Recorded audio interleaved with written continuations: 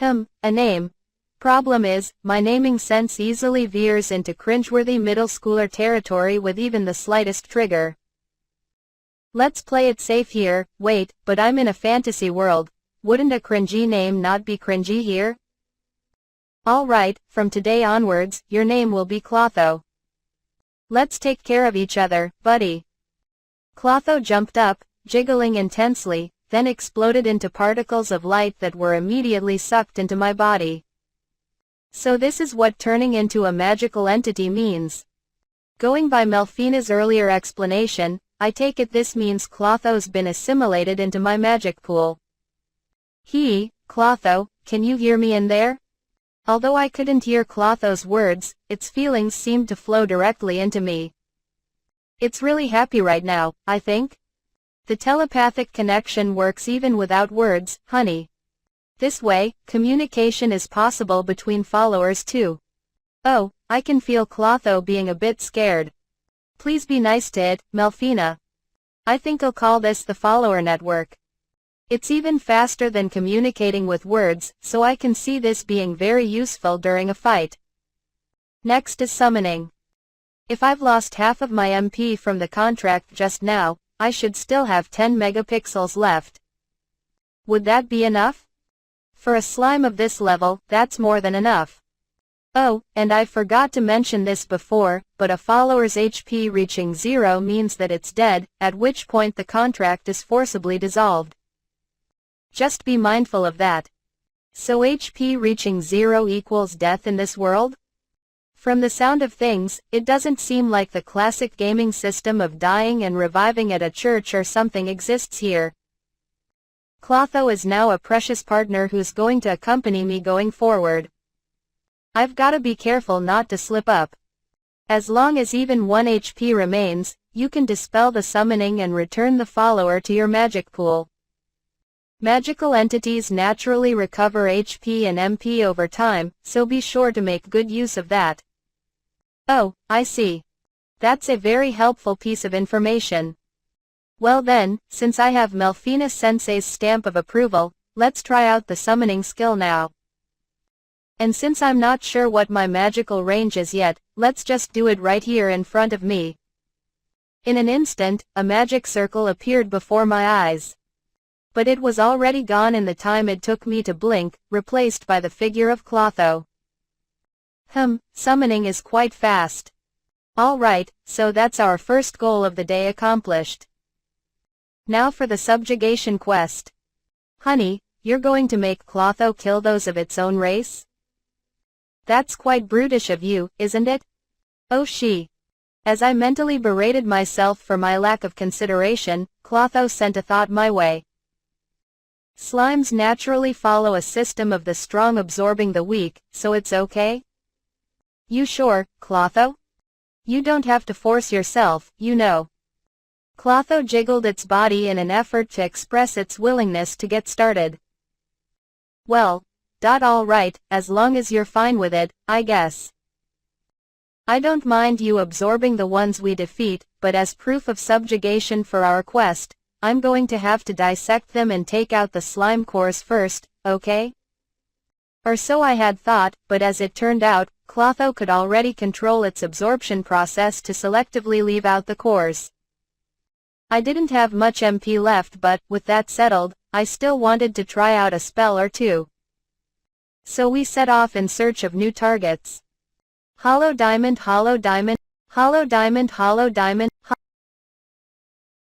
With my newest companion in tow, we quickly sought out some more blue slimes. It wasn't long before we found 2 of them. I'm going to try out a green magic spell. Clotho, I'll attack one with magic and leave the other to you. Show me how you fight, alright? Clotho nodded in acknowledgement. With the stats bonuses from my summoning in effect, defeating normal blue slimes should be a cinch for it. As for green magic, I had learned a few elementary spells from Melfina on the way over. Between Clotho's contract and the summoning, I had just enough MP left for a single shot, but I also had recovery items on hand. I was confident that I could handle a lone slime. Wind. Wind was a rank F green magic spell that materialized small blades of air to attack a target. Although it wasn't all that strong, its MP cost was low and the attack itself was invisible, so it had seemed like a useful ability to me at first glance. My casting of wind tore the blue slime apart, ending its life instantly. Clotho, your turn. Clotho shot forward with incredible speed and slammed into its target with great force. The charge caused the opposing blue slime to go flying, dead upon impact. Clotho's speed before and after the contract were like night and day. Guess that goes to show how incredible the stats boost from summoning is. Honey, rank S summoning grants followers plus 100 for all stats. Whoa, plus 100 for all stats? I activated Analyze Eye to confirm Clotho's current numbers. Clotho, 0Y0, genderless, blue slime. Level 1. Title. None. HP. 105 105ths. MP. 100 100ths, plus. Strength. 101. Endurance. 101. Agility. 102. Magic. 101. Luck. 102, plus. Skills. Blunt damage resistance. Passive effects. Summoning, magic supply, rank S. Wow, isn't this a bit too OP? At least now I understand why countries value summoners so highly. If a level 1 slime as a follower already has monstrous stats like this, even a single summoner with only slimes as followers could be a formidable fighting force. Allow me to provide a bit more context. There is only one rank S summoner in this world right now, and that's you, Honey. The other riff-raff are rank B or rank C at best, and their skill only provides plus 10 or plus 20 in the way of stats boosts. Contracting with slimes is not going to amount to much military strength for them. Oh, is that so? Then I suppose possessing this skill when I'm just starting out makes me quite the cheat character.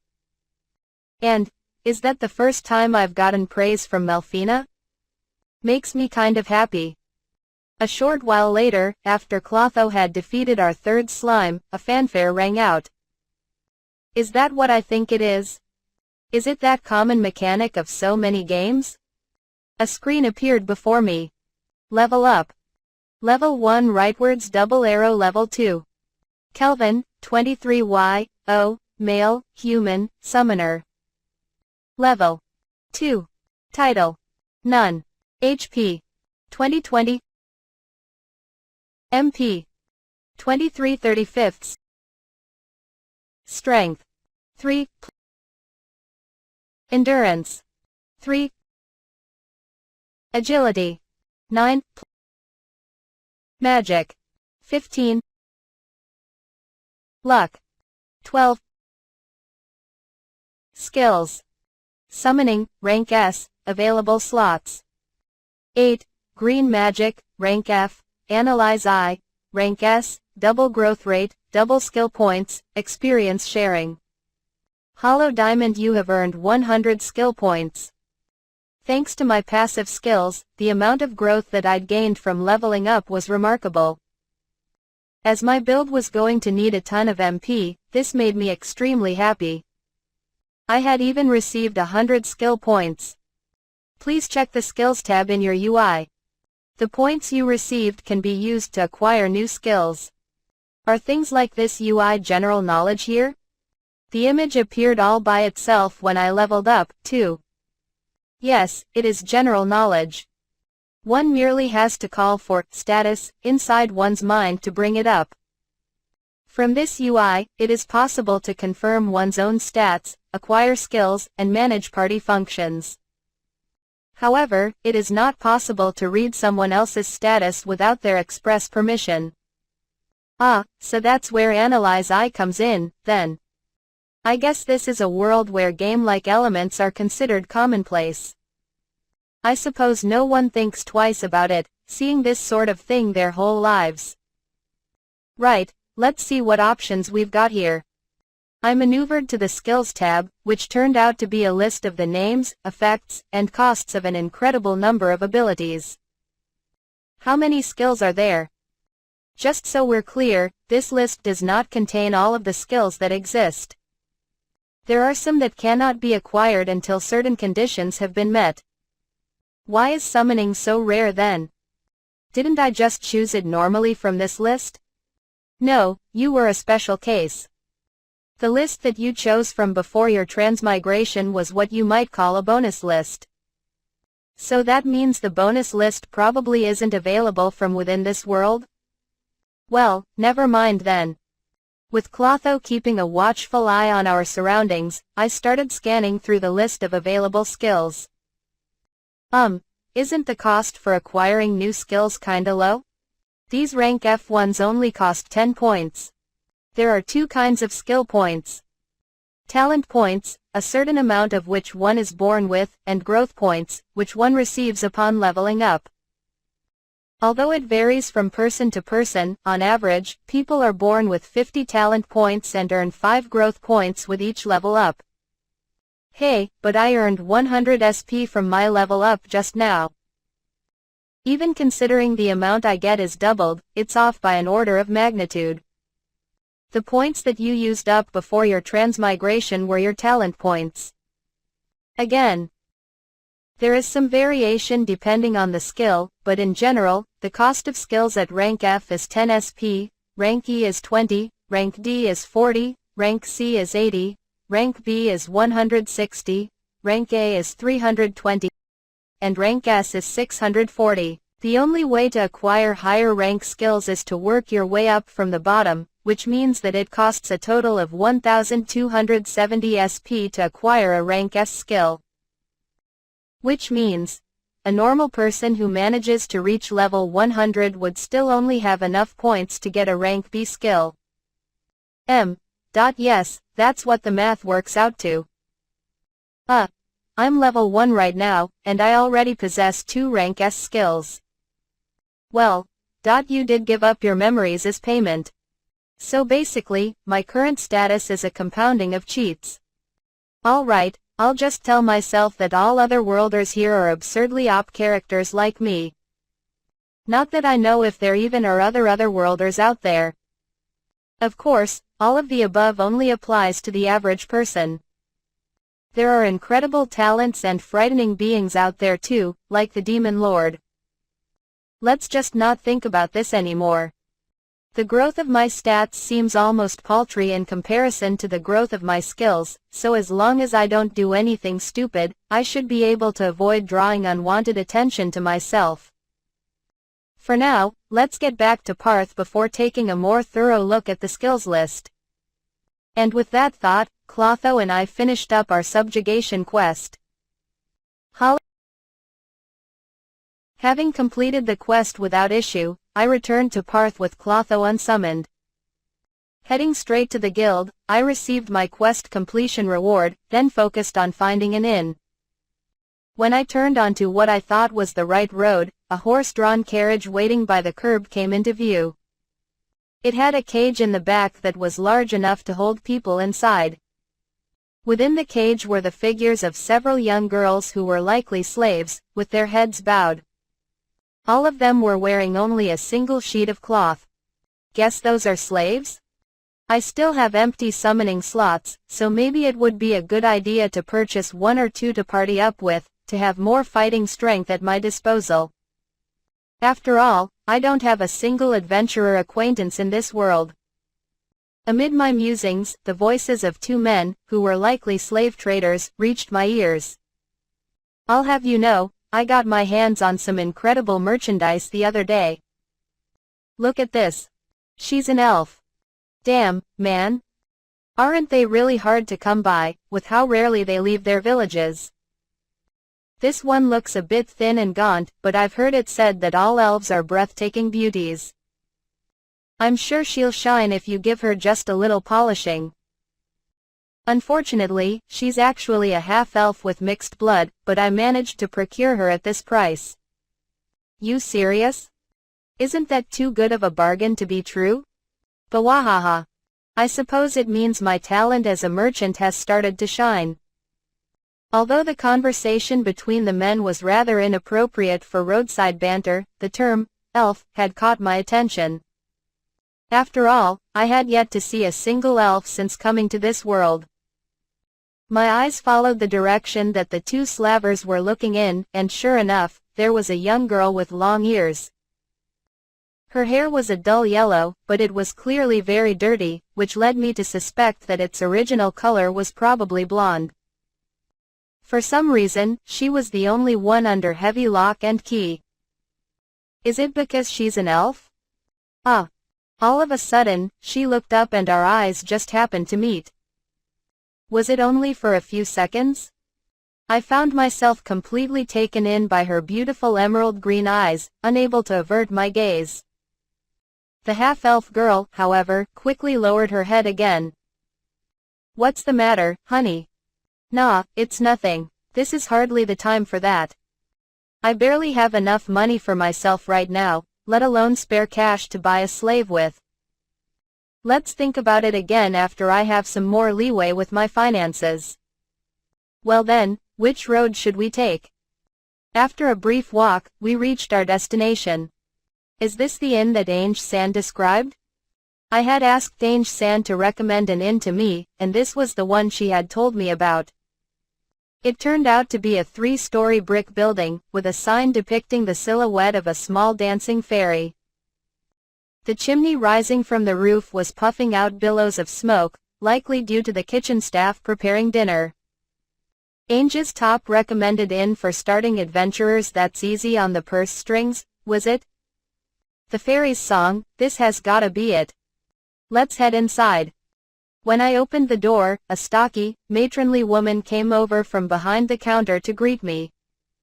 Let me guess, this is the inn's proprietress? A new customer, eh? Welcome to the fairy's song.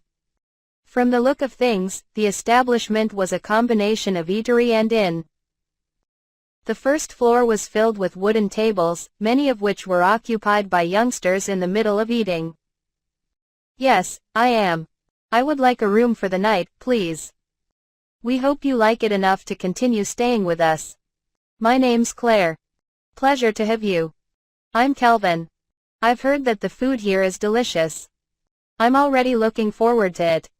Ha ha ha, then I guess we've got to make it even more delicious tonight.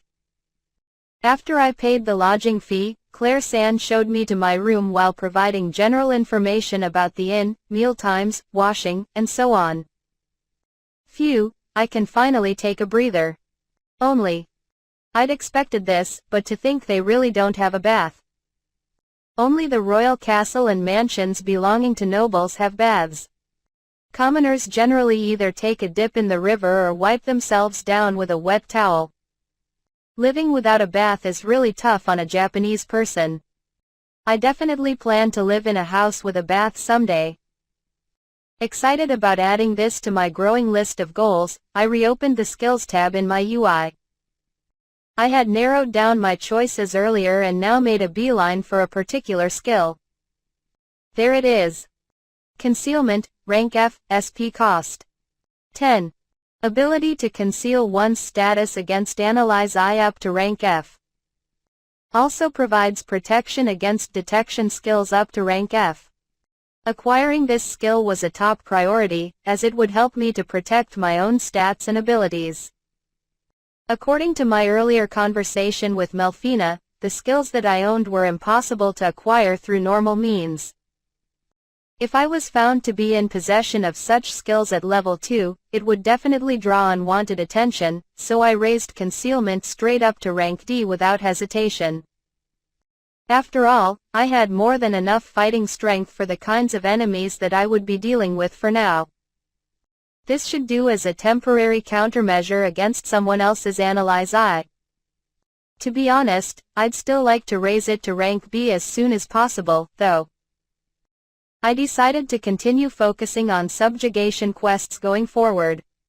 Aside from earning levels and the accompanying SP required for ranking up, it also seemed like a good avenue for working on my cooperation with Clotho.